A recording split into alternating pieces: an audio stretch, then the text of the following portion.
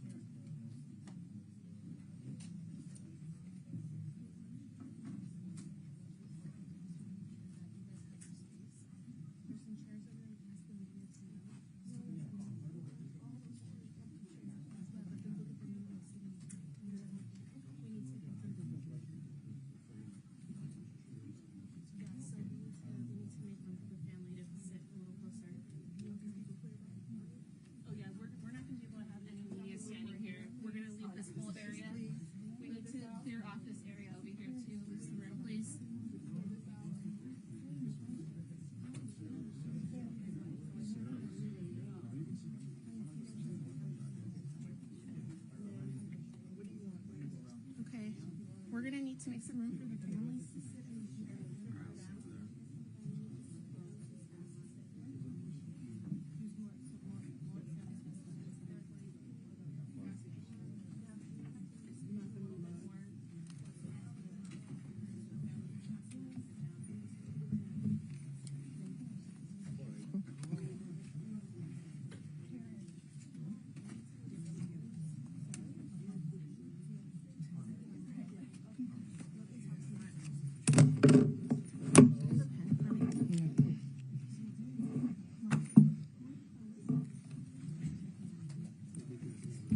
Test.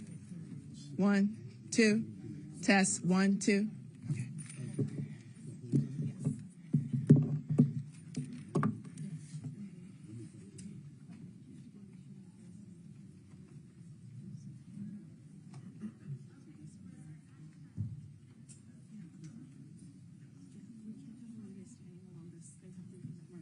So make sure when it's time to.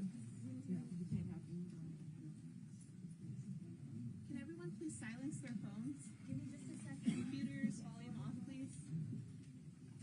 Thank you.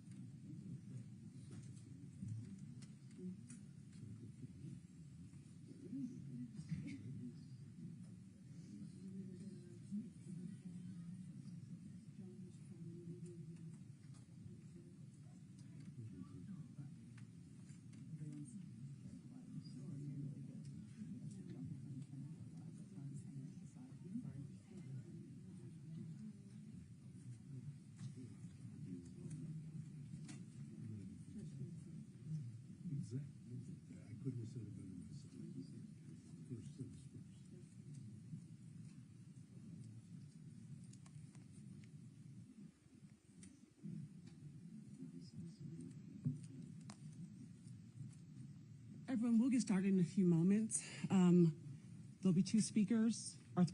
Today we'll go first.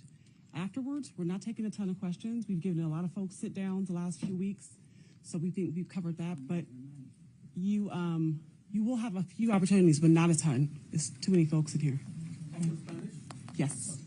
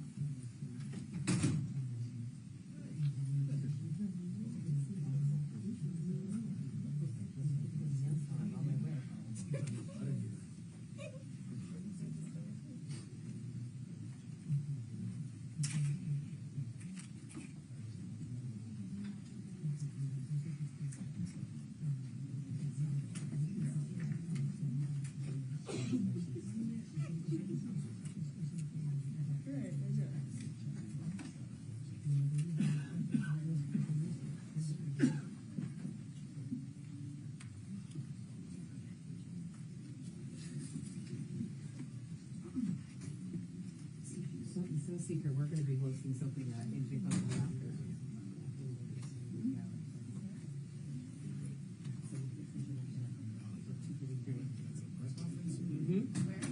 Engine company, Mark.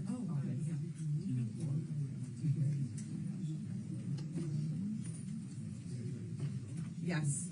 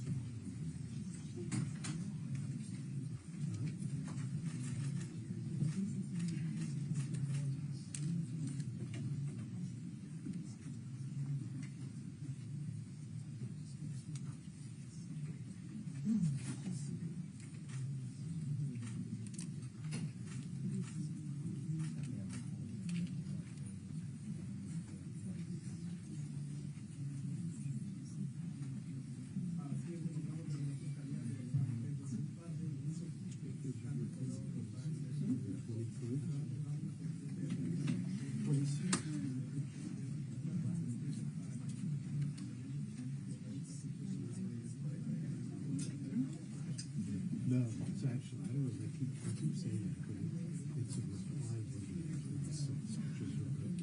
just completely coincidental. Isn't that wild? I mean, of all the 365 days of the year, that's the day that I said that out of all the days,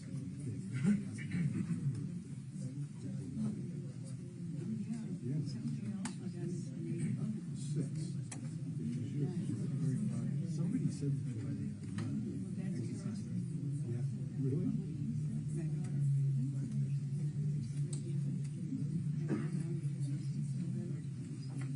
November 26th is the day that that's the day which hopefully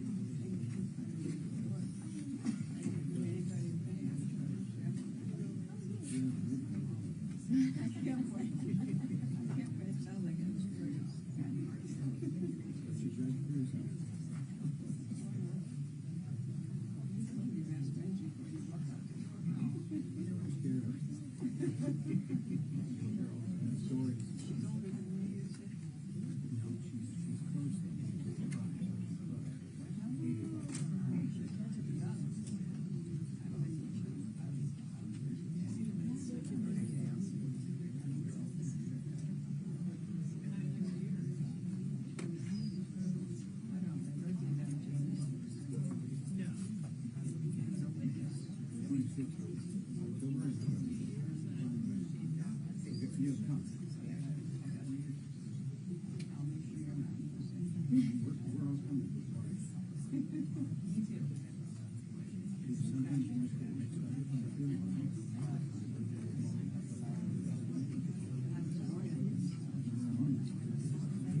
a gift.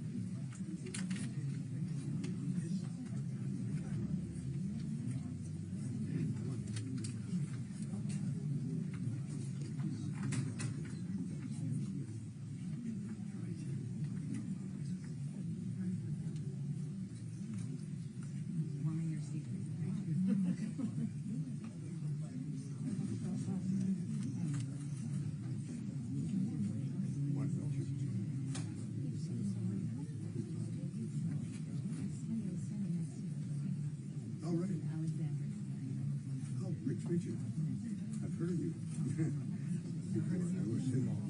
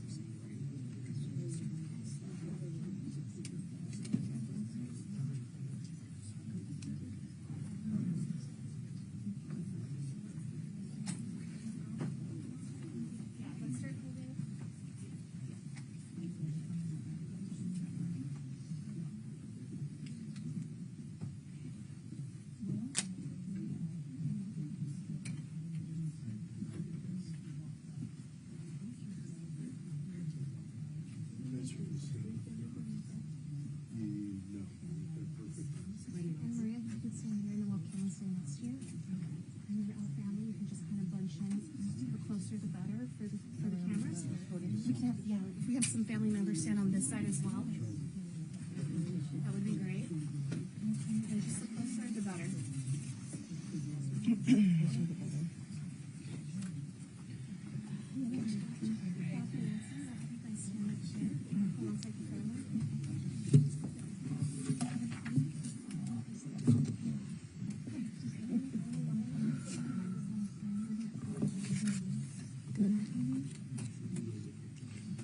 Okay, good afternoon, everyone. And before I begin speaking, I want to also introduce some other people that are here with me, and I hope I'm pronouncing the names right because I've seen handwritten part of it.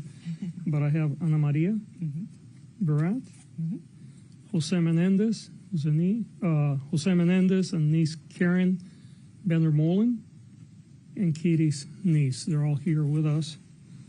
Also with us here is Brock Lunsford. He's the Assistant Head Deputy for the Post-Litigation Conviction Unit, and Nancy Cervier, who is the Deputy District Attorney in charge of the Resentencing Unit.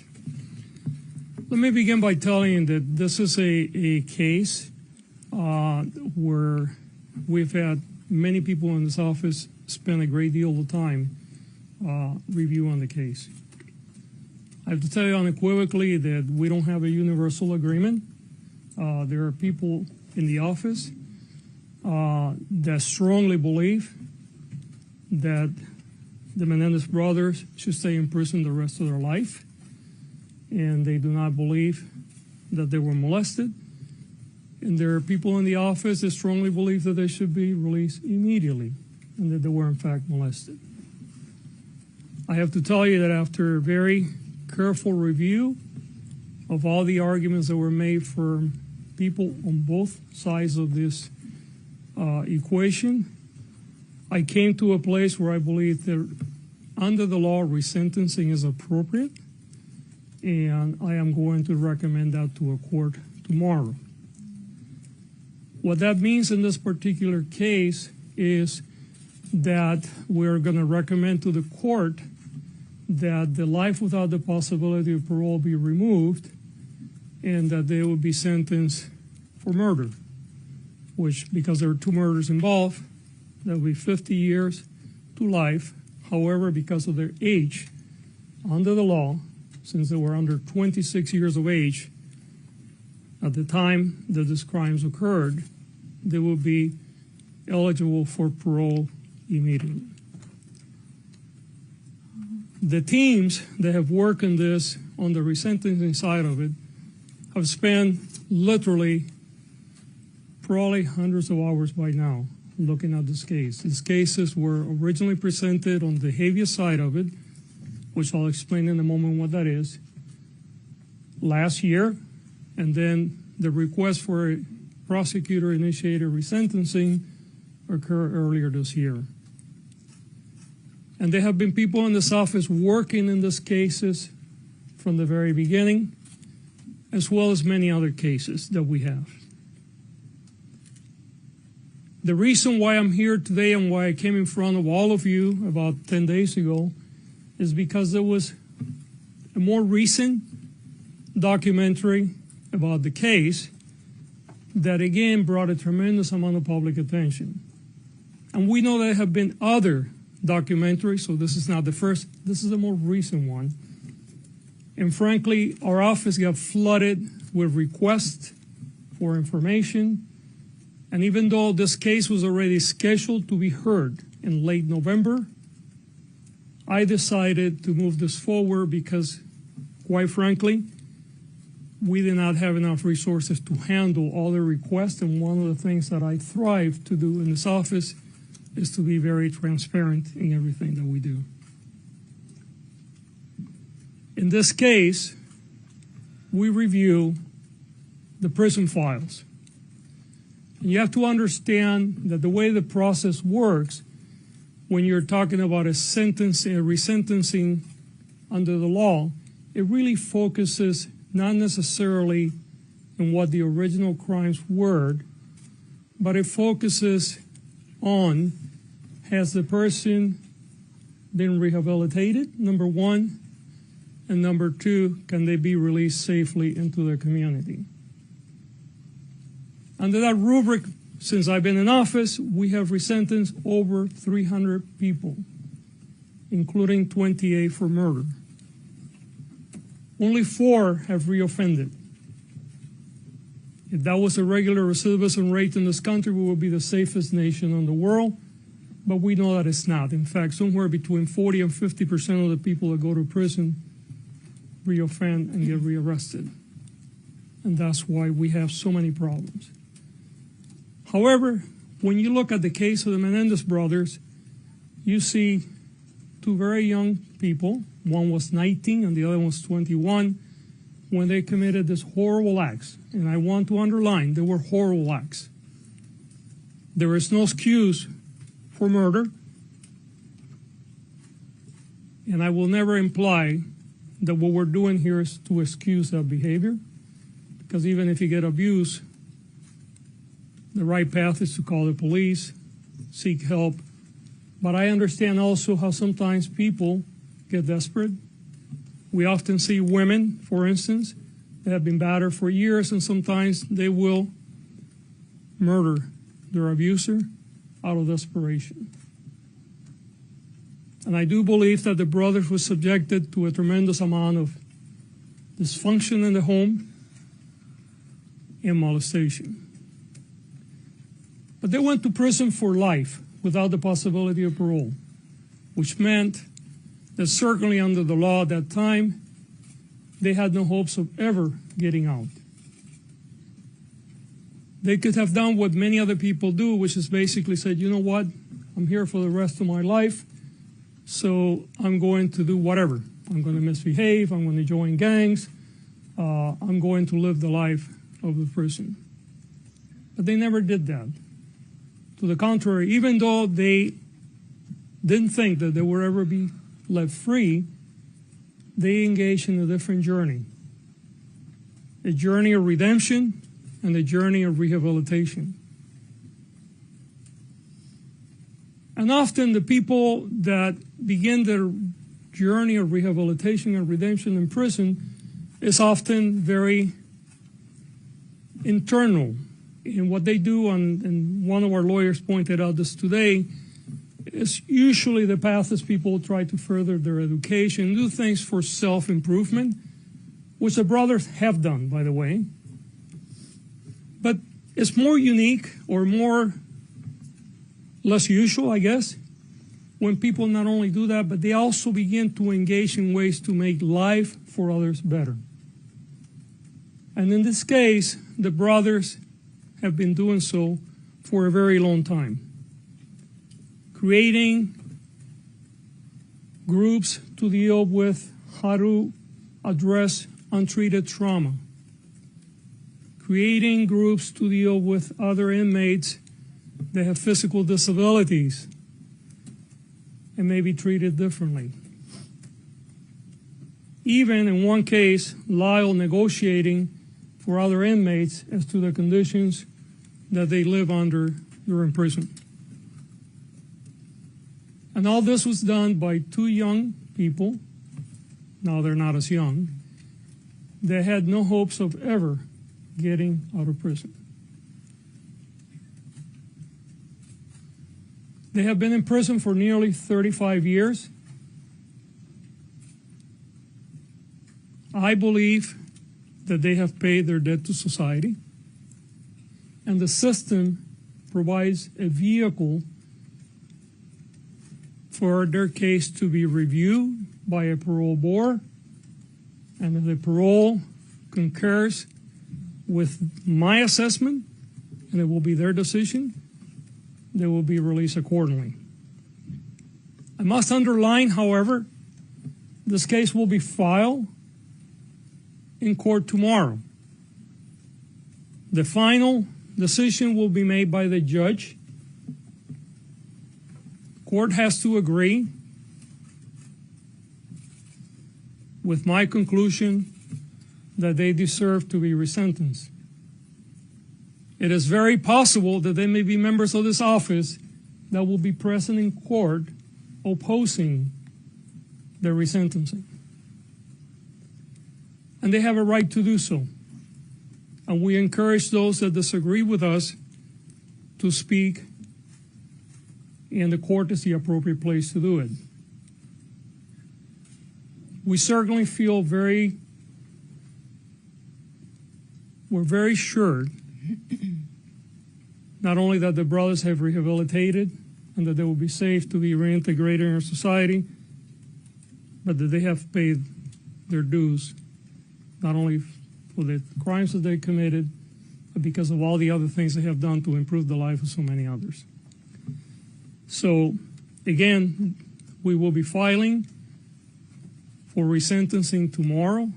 We're seeking that they would be sentenced to life with the possibility of parole, as opposed to life without the possibility of parole, which is they currently have. That means that they would have 50 years to life because there were 2 murders.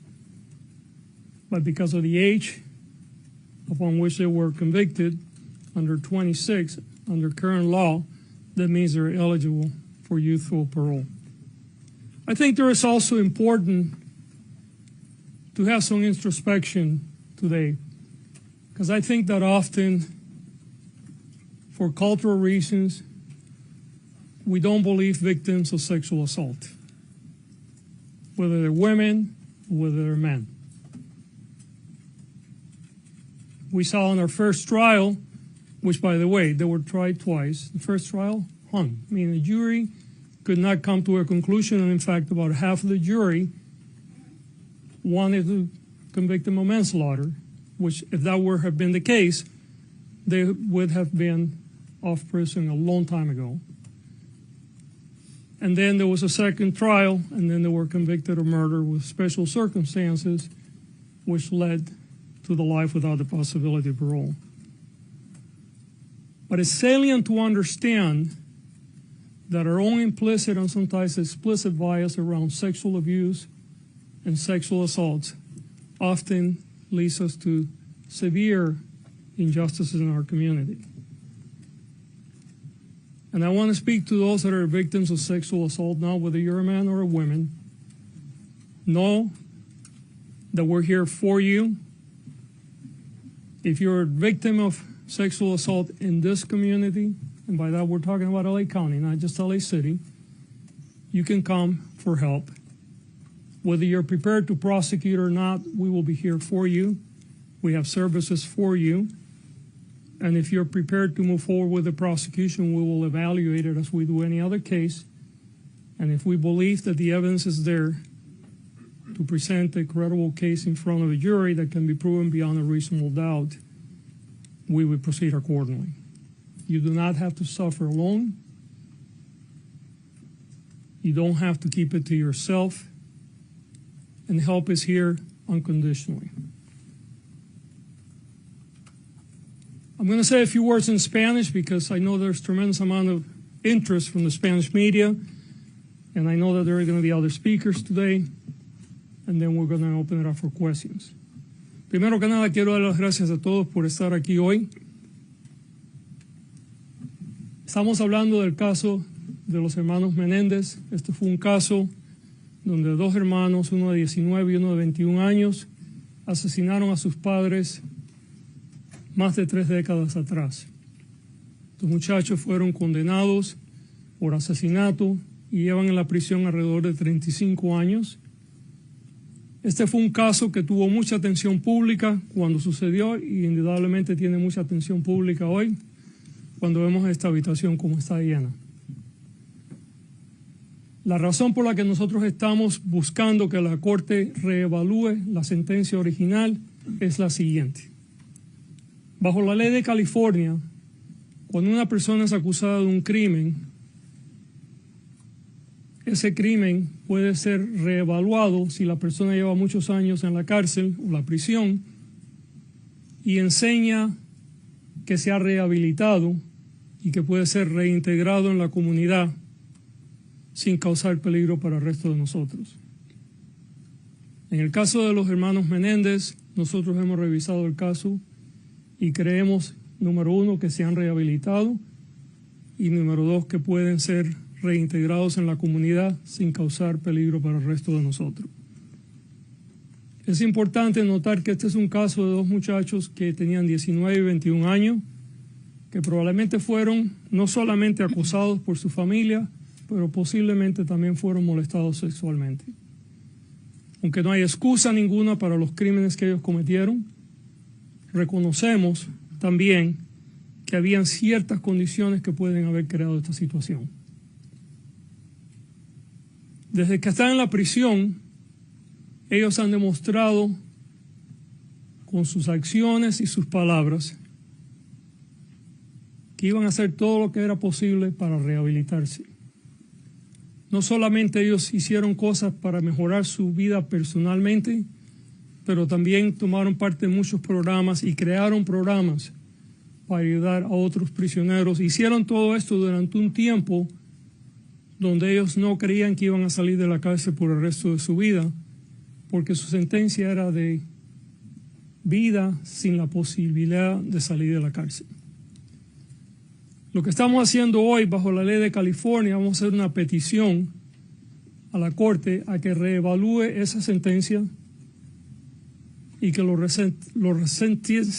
vuelva a sentenciar por asesinato, pero con la posibilidad de salir con libertad condicional.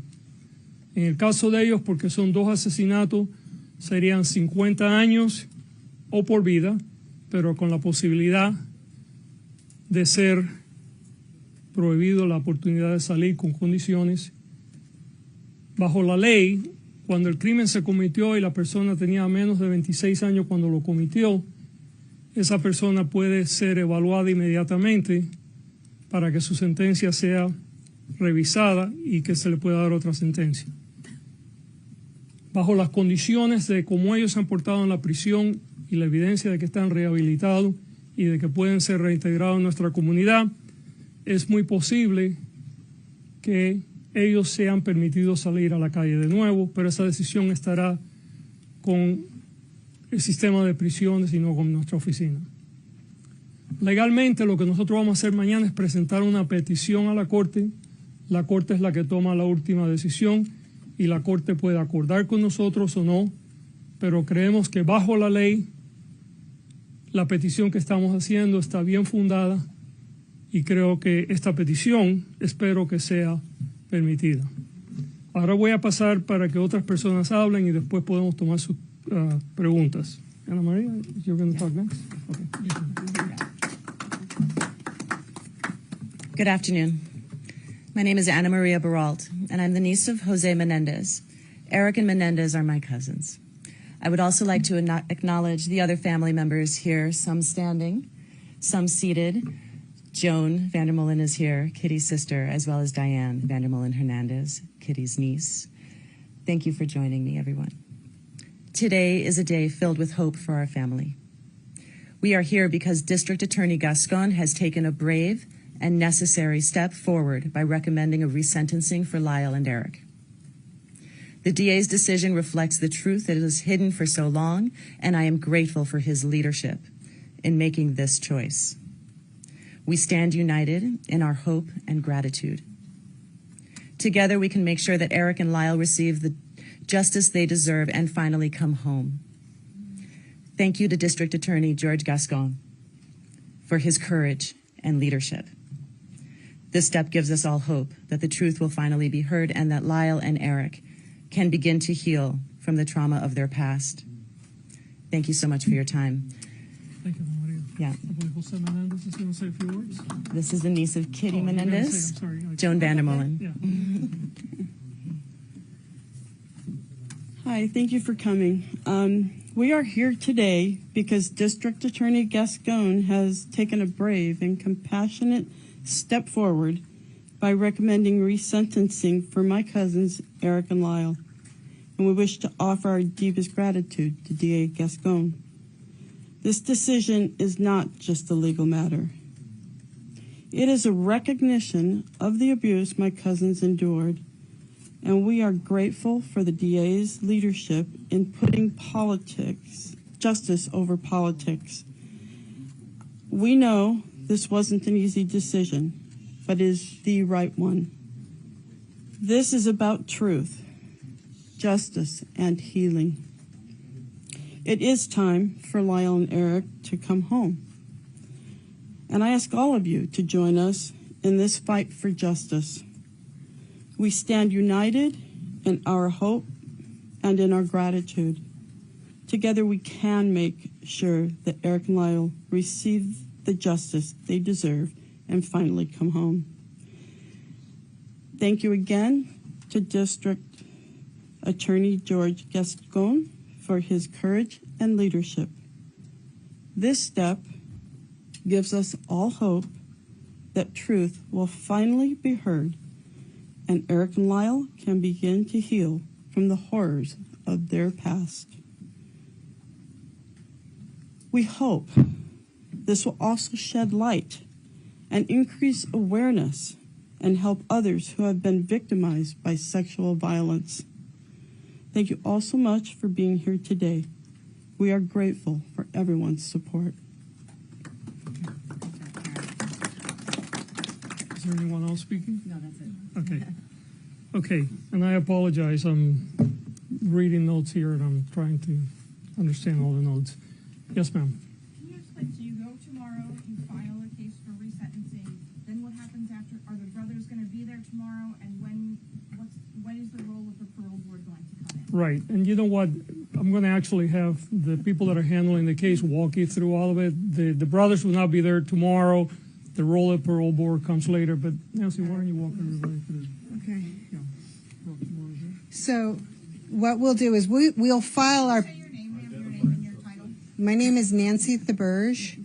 I'm the deputy in charge of the resentencing unit. This is Brock Lunsford, assistant head deputy of the post-conviction litigation division. So what will happen is tomorrow we will file the actual petition requesting resentencing with the legal arguments and accompanying exhibits as to why we think it's appropriate. It's just a filing. No one's going to physically be in the courtroom. From there, we'll also serve the defense with our motion and our paperwork so that they'll have their copies.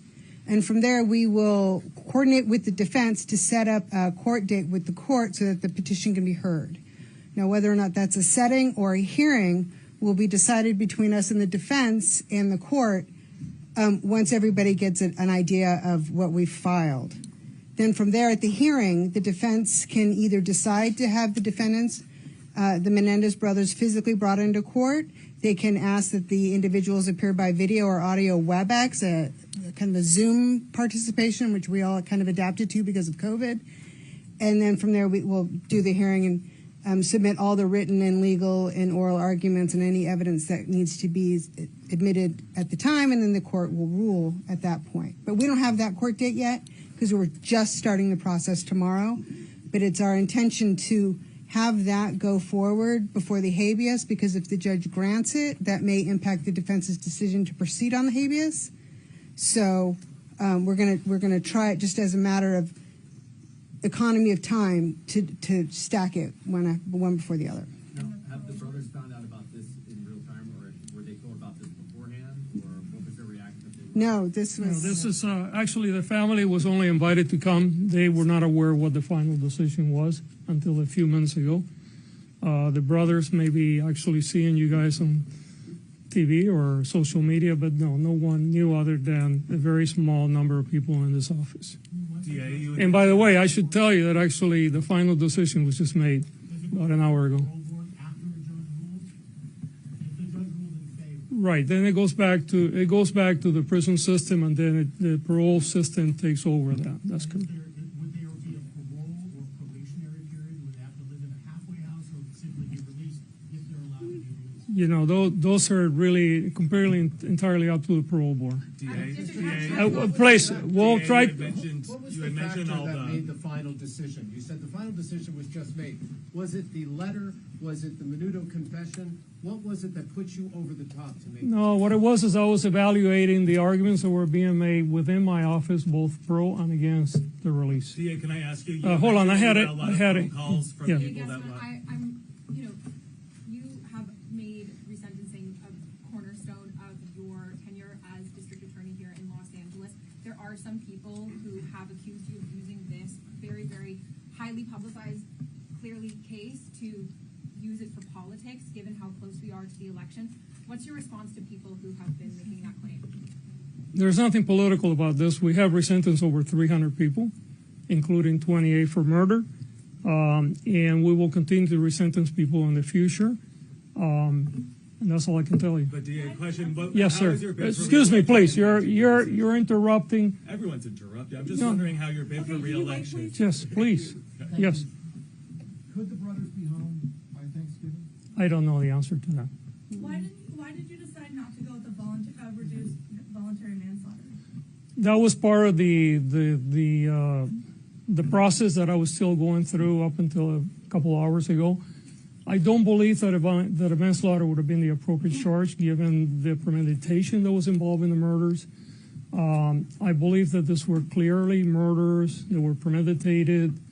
Now, the motivation, that's where, differences of opinion come up, but I don't think it would be appropriate to go all the way down to manslaughter. DA, Yes, has ma'am. your bid for re-election impacted Would you your please decision? stop? I am not going to talk about re-election, okay? Okay. So You want to talk to re-election, go outside, we'll talk later, please. It's a fair question. No, it's not. It is a I'm sorry, you're interrupting, sir. Be respectful.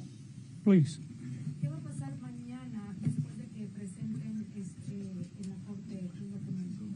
Pues depende, como estaba explicando la abogada, la encargada de esta unidad, la Corte probablemente va a señalar otro día donde los dos, la defensa y nosotros podemos ir y habrá una evaluación de la evidencia. Si hay alguien que se opone a esta moción que estamos, a este proceso que estamos iniciando, también la Corte va a poder oír todo eso y la Corte toma la decisión final.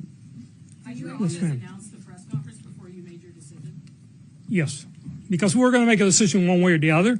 It's just a question what the decision was going to be. Just giving Yes. you a timeline to If work you are no longer in office, what happens to this case? Could a potential successor undo what you're about to file? I don't think so. Once it's filed, it's filed. It's up to the court to take it from there.